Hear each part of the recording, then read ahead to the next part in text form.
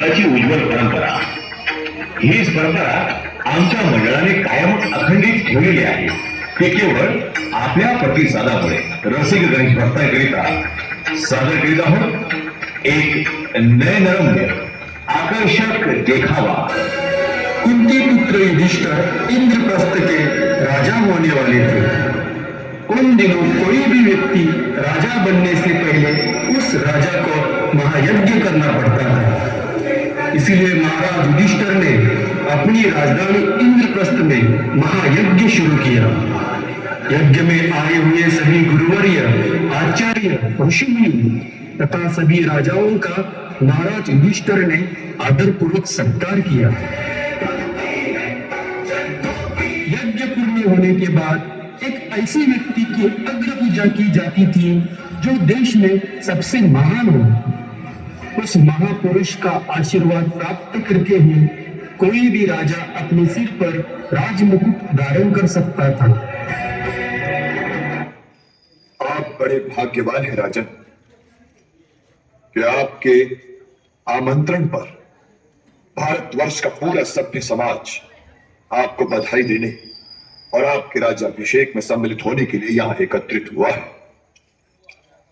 मैंने अपनी लंबी जीवन यात्रा में ऋषियों का ऐसा समूह कभी नहीं देखा.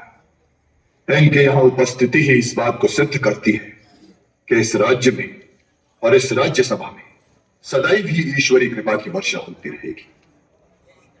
कि इस सभा में ही नहीं पूरे त्रिलोक में यदुवंश शिरोमणि वासुदेव श्री कृष्ण के अतिरिक्त किसी और की अग्र पूजा हो ही नहीं सकती. और मैं ये इसलिए नहीं कह रहा हूं कि यह मुझे प्रिय है. ये मैं इसलिए भी नहीं कह रहा हूं कि मैं इनका भक्त हूं. क्या आप ये नहीं देख रहे कि भारतवर्ष के इन जगमगाते मुक्तों के बीच में ये ऐसे प्रतीत हो रहे हैं मानो तारों के झुरमुट में चंद्रमा. और जब चंद्रमा के दर्शन हो रहे हो तो तारों की ओर कौन देखता है.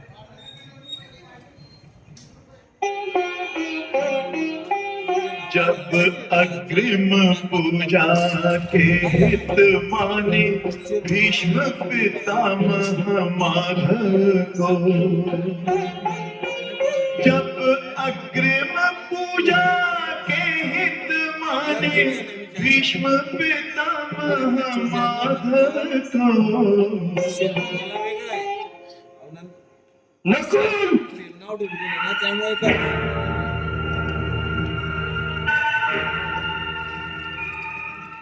ये तुम किसकी अग्नि पूजा कर रहे हो? प्रिय शिशुपाल, तुम चुप रहो. और तुम ये भी मत समझना कि ये राजे महाराजे, ये महारथियों का पूरा समुदाय तुमसे डर कर तुम्हारे राजसी यज्ञ में आया हुआ है. अरे हम तो ये सोच कर आए थे कि धर्म का अर्थ तुम हम सबसे अधिक जानते हो, इसलिए तुम्हें सम्राट बन जाना है. परंतु तुमने इस ग्वाले की अग्नि पूजा करके सारे राज समाज को अपमानित किया है. शिशुपाल, यदि एक शब्द भी मुझे निकाला तो जान से मार डालूंगा. भीम, अर्जुन. ये क्या अनुज? शिशुपाल हमारे अतिथि हैं. महाराज ठीक कह रहे हैं भीम भैया. प्रिय अर्जुन, अतिथेय की मर्यादा का उल्लंघन न करो. तुम बोलते रहो शिशुपाल, क्योंकि ये तुम्हारे ही बोलने का दिन है. अरे बोलूंगा क्यों नहीं? क्या मैं तुझसे डरता हूं? अरे मैं तो ये भी नहीं मानता कि तू मेरे मामा वसुदेव का पुत्र है और तुझको तो ये स्थान ग्रहण करने का अधिकार ही नहीं है, क्योंकि ये स्थान या तो महर्षि व्यास ग्रहण करें या हस्तिनापुर नरेश धृतराष्ट्र. स्वर्गीय महाराज कंस के दास नंद के पुत्र का मुख्य अतिथि के स्थान पर बैठना सारे राज समाज का घोर अपमान है. शिशुपाल,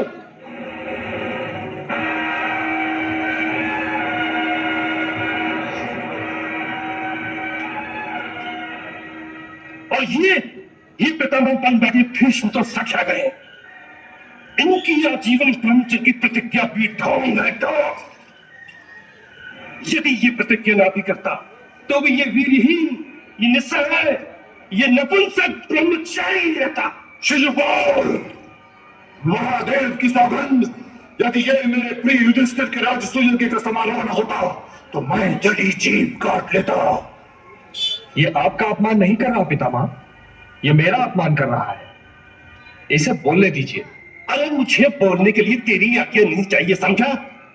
इस नपुंसक ने प्रस्ताव रखा और शापित पांडु के पुत्रों ने झट से उसे स्वीकार भी कर लिया, और ये उचक्का उस स्थान पर बैठ गया जहां बैठने का साहस कोई भी दासपुत्र नहीं कर सकता।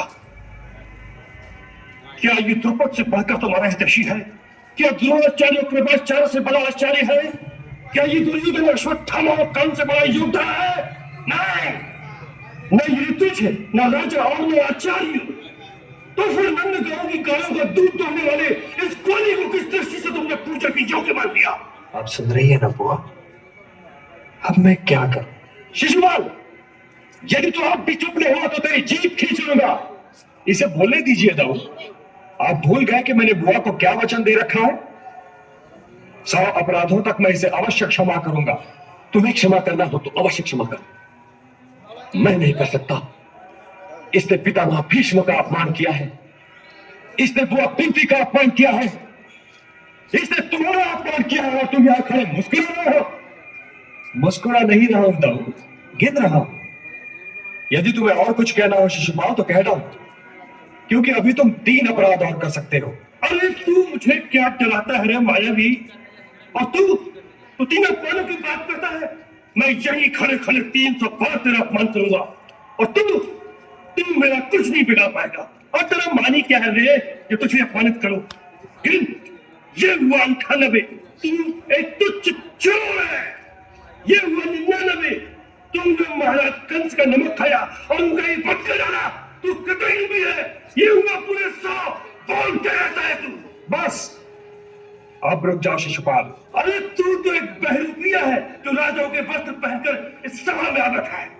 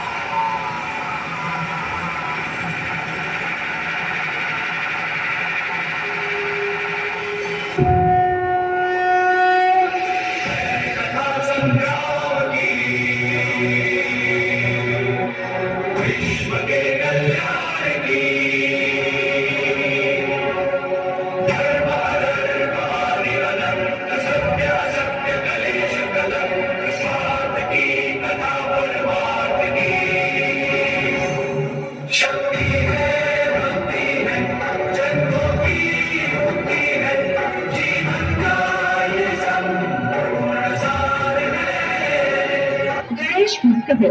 आपण इथे आलात